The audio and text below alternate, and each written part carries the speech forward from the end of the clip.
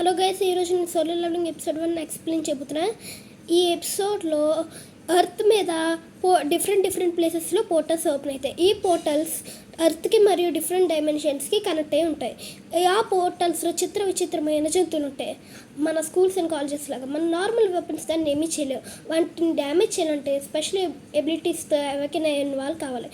Awakening అంటే వాళ్ళు మనుషుల్లో ఒక మ్యాజిక్ పవర్స్ ఉంటాయి. వాళ్ళని హంటర్స్ అంటారు. ఈ హంటర్స్కి సిక్స్ ర్యాంక్స్గా ఉంటాయి. ఇందులో పవర్ఫుల్ ర్యాంక్ ఎస్ ర్యాంక్, మిగతాది ఏబిసిడిఈ.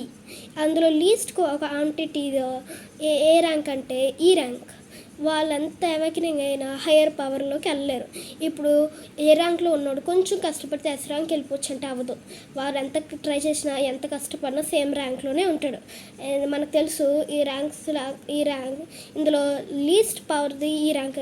వీళ్ళకి అసలు పవరే ఉండదు, జస్ట్ హ్యూమన్స్. వీళ్ళకి చాలా లీస్ట్ క్వాంటిటీలో పవర్ ఉంటుంది.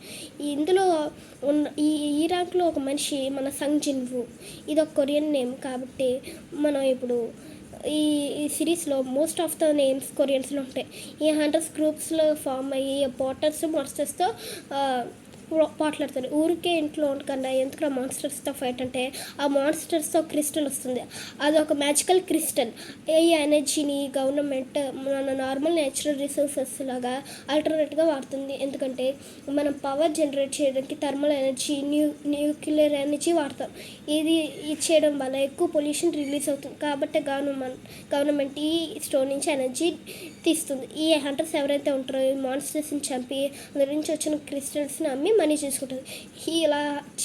ఇలా హంటర్స్కి చిన్న గ్రూప్స్లో ఉండకుండా పెద్ద అసోసియేట్స్ ఉంటాయి. ఆ వరల్డ్లో ఇది ఒక బిజినెస్. ఇప్పుడు దాకా నేను చెప్పిన ఈ స్టోరీలో ఒక బేసిక్. ఇప్పుడు మనం మెయిన్ స్టోరీ వెళ్దాం. హంటర్స్ గ్రూప్స్గా ఫామ్ అయ్యి ఆ డంజన్స్లోకి వెళ్తారండి. మన హీరో కూడా రెడీగా ఉంటుంది. ఆ గ్రూప్లో పార్క్ అనేవాడు, వాడి వైఫ్ ప్రెగ్నెంట్గా ఉన్నాడు, ఎన్ని రోజులు రాలేదు. సంగ్ని జాయిన్ చేసుకుంటారు. మన హీరోని జాయిన్ చేసుకుంటారు. ప్రజెంట్ ఇలా పార్క్ వస్తాడు మళ్ళీ. అండ్ అతను పాత ఫ్రెండ్ కిమ్తో మాట్లాడుతూ ఉంటాడు. అప్పుడు సంగ్ అక్కడ వస్తూ ఉంటాడు. అప్పుడు గ్రూప్లో ఉన్న వాళ్ళందరికీ సంగ్కి విష్ చేస్తూ ఉంటారు. అప్పుడు పార్క్లో అంటాడు, ఎందుకు అందరూ వాడికి విష్ చేస్తాడు, నువ్వు తను మన గ్రూప్లో చాలా పవర్ఫుల్ అని. అప్పుడు మన కిమ్ నవ్వుతూ దానికి ప్రూఫ్ ఆపోజిట్, వాడు ఈ ర్యాంక్లో చాలా లీస్ట్ పవర్ఫుల్, అందుకే తను విష్ చేస్తున్నాడు. తనకి weakest Hunter of all man kind అనే ఒక పేరు ఉంటుంది. మనోడు వీక్లోకే వీక్ అనమాట. పేరుకే హంటర్, పవర్స్ అయితే అస్సలు ఉండవు, ఏముండదు. అప్పుడు వాళ్ళు మాట్లాడుకుంటాడు. సంగ్ని పిలిచారంటే ఖచ్చితంగా ఇది మిస్ అని. అప్పుడు మన సంగ్ నువ్వు బాధపడుతూ ఉంటాడు. అప్పుడు మన సంగ్ని ఒక అమ్మాయి విష్ చేస్తూ ఉంటుంది. తన పేరు జూహే. తన ఈ గ్రూప్లో ఒక హీలర్ అనమాట. అంటే ఎవరైతే ఇంజురీ అయితే తనే హీల్ చేస్తుంది. తను సంగ్ని తిడుతూ ఉంటుంది, ఎందుకు నీ మొహం అంతా దెబ్బలు, జాగ్రత్తగా ఉండవా అని. మేబీ తనకి ఎక్కువ దెబ్బలు తగిలి ఉంటాయి ఇంతకుముందు. హీరో గురించి వర్రీ అవుతూ ఉంటుంది. ఇప్పుడు ఈ జనరేషన్లో మనకి టైం ఇచ్చి ఎక్కువ కేర్ చేసేవారు చాలా తక్కువ మంది ఉంటారు. ఇలా మీ పేరెంట్స్ కాక ఎవరైనా కేర్ చేస్తుంటే వాళ్ళని అస్సలు వదులుకోకండి. And back to the story. ఈ గ్రూప్ మొత్తం పోర్టల్లోకి వెళ్తూ ఉంటుంది. ఈ గ్రూప్కి లీడర్ సాంగ్ అనేవాడు. మన స్టార్టింగ్ నుంచి చెప్పి నార్మల్ వెపన్స్ వీటిని ఏమీ చేయలేవని.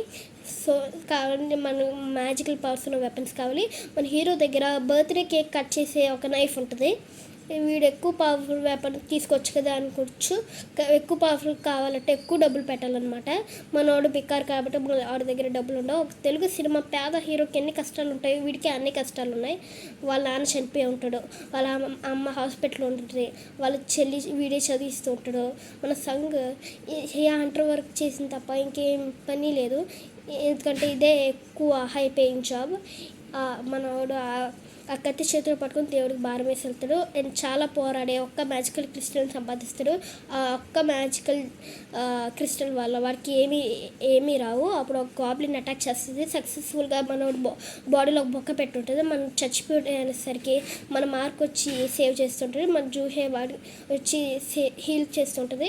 అక్కడ ఉన్న వాళ్ళందరూ ఆ డంజన్లో ఫైనల్ బాస్ని డిఫెక్ట్ చేసి ఉంటారు. మన హీరోస్లో ఎవరైతే లీడర్ ఉంటాడో ఆ మాన్స్టర్స్ కూడా ఒక లీడర్ ఉంటాడు. వాడే ఫైనల్ బాస్ అనమాట. వాడే డంజన్లో చాలా ఎక్కువ స్ట్రాంగ్ అనమాట. ఆ మాన్స్టర్కి వచ్చిన క్రిస్టల్ చాలా కాస్ట్లీ అనమాట. అప్పుడు ఒకడు అంటాడు, ఈరోజు వచ్చిన డబ్బులు ఏమీ సరిపోను, మనకు ఒకడు ఇందులో ఒక డంజన్ ఉంది అంటాడు. నెక్స్ట్ కిమ్ అనుకుంటాడు ఇది ఒక డబుల్ డంజన్ అని. హీరో అసోసియేషన్ పర్మిషన్ అడిగి వెళ్తే బాగుంటుందని. అక్కడ ఉన్నారు అందరూ ఇదొక ఈ ర్యాంక్ డంజన్ కదా, అంత పవర్ఫుల్ ఉండవని. అప్పుడు మిగతా డంజన్స్ కూడా డబ్బులు చేసుకుందామని. అప్పుడు అందరూ రెడీగా ఉండేసరికి ఓటింగ్ పెట్టేసరికి సగం మంది వెళ్దామని, సగం వద్దని ఓటేస్తారు. ఒక్క లాస్ట్ ఓట్ మిగిలిపోతుంది, అదే మన హీరోది. మన హీరో డిసైడ్ బట్టి వాళ్ళు లేదో డిసైడ్ అవుతారు.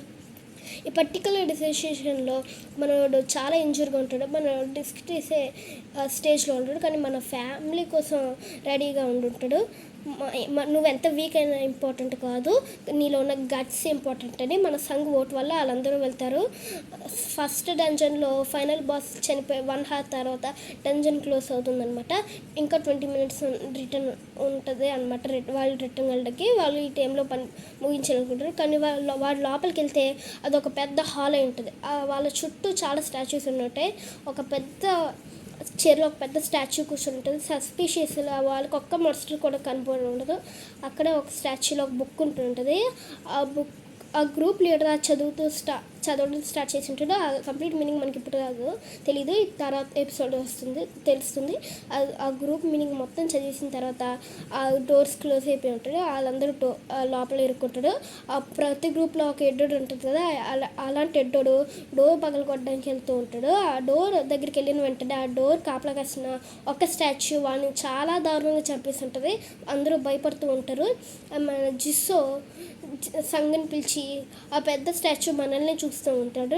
మన సంఘ్ జిన్వు చావు బతుకున్న మందస్టాల్ కాదు, మన హీరో డేంజర్ని చాలా ఈజీగా సెన్స్ ఉంటాడు. మన హీరో అక్కడ ఏదో తేడాగా ఉందంటాడు.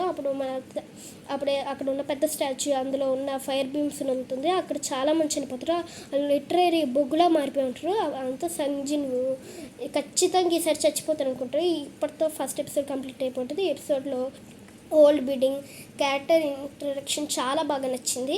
ఇంకా నెక్స్ట్ ఎపిసోడ్లో కలుద్దాం.